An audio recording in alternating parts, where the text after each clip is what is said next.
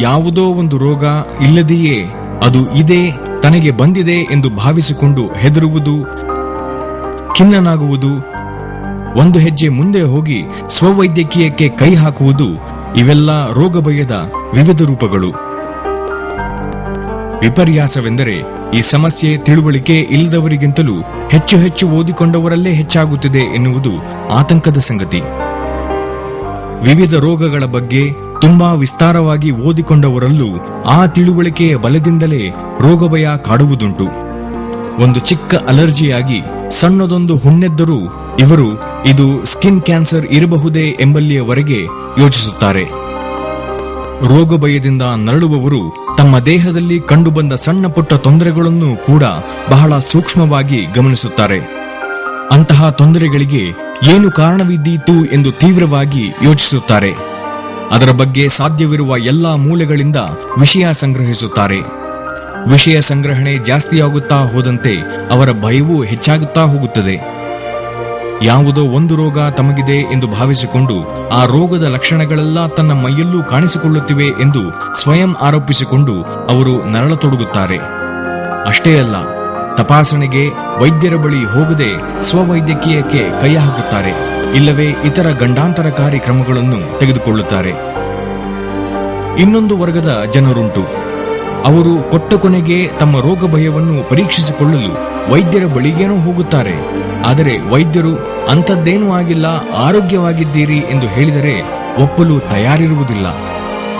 ತಾವು ನಂಬಿದ್ದೇ ಸರಿ, ತಮಗೆ ರೋಗ ಖಂಡಿತವಾಗಿಯೂ ಇದೆ ಎಂಬ ಮೊಂಡುವಾದ ಹೂಡುತ್ತಾರೆ. ಇಂತಹವರ ಅಭಿಪ್ರಾಯವನ್ನು ಬದಲಾಯಿಸುವುದು ಕಷ್ಟವಾದರೂ ಅಸಾಧ್ಯವೇನಲ್ಲ. ಆದರೆ ವೈದ್ಯರು ಸ್ವಲ್ಪ ಹೆಣಗಬೇಕಾಗುತ್ತದೆ ಅಷ್ಟೇ. ಕೆಲವರು ಕೇವಲ ರೋಗಭಯದಿಂದ ನರಳುತ್ತಿರುತ್ತಾರೆ. ತಮಗೆ ಬಂದಿದೆ ಎಂದು ತಾವು ಊಹಿಸುವ ರೋಗದ ಬಗ್ಗೆ ಹೆಚ್ಚು ಓದಿಕೊಂಡಿರುವುದೂ ಇಲ್ಲ. ವೈದ್ಯರ ಬಳಿ ಹೋಗಿ ತಪಾಸಣೆ ಮಾಡಿಸಿಕೊಂಡು ತಮ್ಮ ಸಂಶಯ ನಿವಾರಿಸಿಕೊಳ್ಳುವುದೂ ಇಲ್ಲ. ರೋಗಭಯದಿಂದ ನರಳುವವರ ಗುಂಪಿನಲ್ಲಿ ಇಂತಹವರ ಸಂಖ್ಯೆಯೇ ಹೆಚ್ಚು. ಇದು ಮುಖ್ಯವಾಗಿ 2 ತೊಂದರೆಗಳನ್ನು ತಂದೊಡ್ಡಬಹುದು. ಒಂದು, ರೋಗಭಯದಿಂದ ಮಾನಸಿಕ ಅಶಾಂತಿ, ಪ್ರಕ್ಷುಬ್ಧತೆ, ಗೊಂದಲ, ನರಳಾಟ. ರೋಗವಿಲ್ಲದೆಯೂ ರೋಗವಿದೆಯೆಂದೇ ಭಾವಿಸಿ ರೋಗಿಯಾಗುವ ಸಮಸ್ಯೆ. ಎರಡನೆಯದು, ಯಾವುದೋ ಗಂಭೀರ ಕಾಯಿಲೆಯ ಅರಿವಿಲ್ಲದೆ ಇನ್ನೊಂದು ಸಣ್ಣ ಪುಟ್ಟ ಕಾಯಿಲೆಯ ಬಗ್ಗೆ ಚಿಂತಿಸುತ್ತಾ ಮುಖ್ಯ ಸಮಸ್ಯೆಯ ಅವಗಣನೆ. ಉದಾಹರಣೆಗೆ, ಒಬ್ಬ ವ್ಯಕ್ತಿಗೆ ಪದೇ ಪದೇ ಸುಸ್ತಾಗುತ್ತಿದ್ದರೆ ಆತ ಇದು ರಕ್ತದೊತ್ತಡದ ಸಮಸ್ಯೆ ಇರಬಹುದೆಂದು ಉಪ್ಪು ಸೇವಿಸುವುದನ್ನು ಕಮ್ಮಿ ಮಾಡಿಯಾನು. ಆದರೆ ನಿತ್ರಾಣಕ್ಕೆ ಹೃದಯದಲ್ಲಿ ಸಣ್ಣ ರಂಧ್ರವಿರುವುದೇ ಕಾರಣ ಎಂದಾದರೆ ಉಪ್ಪಿನ ನಿಯಂತ್ರಣದಿಂದ ಪರಿಹಾರ ಸಾಧ್ಯವಿಲ್ಲ. ಸರಿಯಾದ ಚಿಕಿತ್ಸೆ ನೀಡಿ ರಂಧ್ರವನ್ನು ಮುಚ್ಚಿಸುವುದೇ ಸರಿಯಾದ ಪರಿಹಾರ. ರೋಗ ಭಯ ನಮ್ಮನ್ನು ದಾರಿ ತಪ್ಪಿಸುತ್ತದೆ. ನಮ್ಮಲ್ಲಿ ಇಲ್ಲದ ಭಯ, ತಲ್ಲಣ, ತಳಮಳಗಳನ್ನು ಹುಟ್ಟಿಹಾಕುತ್ತದೆ. ತಪ್ಪು ವೈದ್ಯಕೀಯ ಮಾಡಿಕೊಳ್ಳುವಂತೆ ನಮ್ಮನ್ನು ಪ್ರೇರೇಪಿಸುತ್ತದೆ. ಕೆಲವು ಬಾರಿ ನಮ್ಮನ್ನು ಜೀವನ್ಮರಣ ಹೋರಾಟದಂತಹ ಗಂಭೀರ ಸ್ಥಿತಿಯೆಡೆಗೂ ತೆಗೆದುಕೊಂಡು ಹೋಗಬಹುದು. ಏನು ಮಾಡಬೇಕು? ರೋಗಭಯ ಬಿಡಿ. ನಿಮಗೆ ಯಾವುದಾದರೂ ರೋಗ ಇದೆ ಎಂದು ಅನ್ನಿಸಿದರೆ ಒಳ್ಳೆಯ ಆರೋಗ್ಯ ಪುಸ್ತಕಗಳಿಂದ ಮಾಹಿತಿ ಪಡೆದುಕೊಳ್ಳುವುದೇನೂ ತಪ್ಪಲ್ಲ.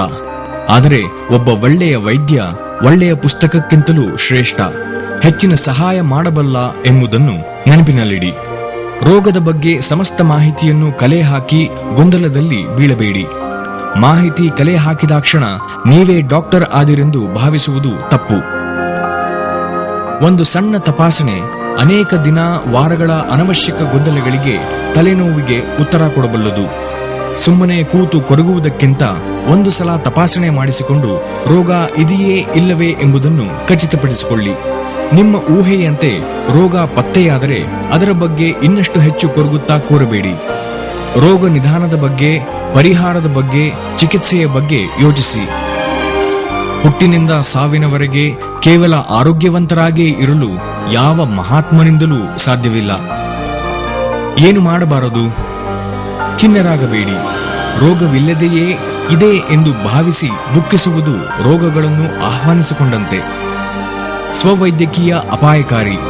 ಸುಮ್ಮನೆ ವಿಷಯ ಸಂಗ್ರಹಿಸಿ ನೀವೇ ಒಂದು ತೀರ್ಮಾನಕ್ಕೆ ಬರಬೇಡಿ. ನಿಮ್ಮ ರೋಗದ ಬಗ್ಗೆ, ಅದರ ವಿರುದ್ಧ ಕಾರ್ಯಾಚರಿಸುವ ಕೆಲಸದ ಬಗ್ಗೆ ವೈದ್ಯರು ತೀರ್ಮಾನ ಕೈಗೊಳ್ಳಲು ಬಿಡಿ. ನಿಮ್ಮ ಮನಸ್ಸಿನಲ್ಲಿದ್ದುದನ್ನು ವೈದ್ಯರು ನಿರಾಕರಿಸಿದರೆಂಬ ಕಾರಣಕ್ಕೆ ಪದೇ ಪದೇ ವೈದ್ಯರನ್ನು ಬದಲಾಯಿಸುತ್ತಾ ಹೋಗಬೇಡಿ. ವೈದ್ಯರಲ್ಲಿ, ವೈದ್ಯಕೀಯದಲ್ಲಿ ನಂಬಿಕೆ ಇಡಿ. ವೈದ್ಯರ ಬಳಿ ಮುಚ್ಚುಮರೆ ಮಾಡಬೇಡಿ. ಯಾವುದೇ ಸಂಗತಿಯನ್ನು ಗುಟ್ಟಾಗಿಡಬೇಡಿ. ವೈದ್ಯರೆದುರು ಮಾನ ಹೋಗುತ್ತದೆಂಬ ಕಾರಣಕ್ಕೆ ನೈಜ ಸಂಗತಿಗಳನ್ನು ರಹಸ್ಯವಾಗಿಡುವುದು ಮುಂದೆ ತೊಂದರೆಗಳಿಗೆ ಆಮಂತ್ರಣ ನೀಡಿದಂತೆ ಆಗುತ್ತದೆ.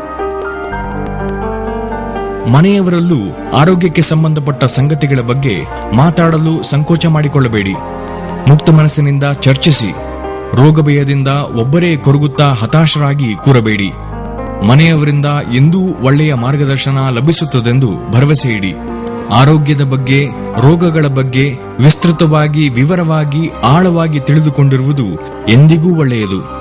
ಆದರೆ ಅದು ನಮ್ಮನ್ನು ರೋಗಗಳಿಂದ ರಕ್ಷಿಸುವ ಎಚ್ಚರಿಕೆಯ ಗಂಟೆಯಂತೆ ಕೆಲಸ ಮಾಡಬೇಕೇ ಹೊರತು ರೋಗ ಭಯ ಹುಟ್ಟಿಸಿ ಬದುಕನ್ನು ರೌರವ ಮಾಡುವ ಚೂರಿ ಆಗಬಾರದು.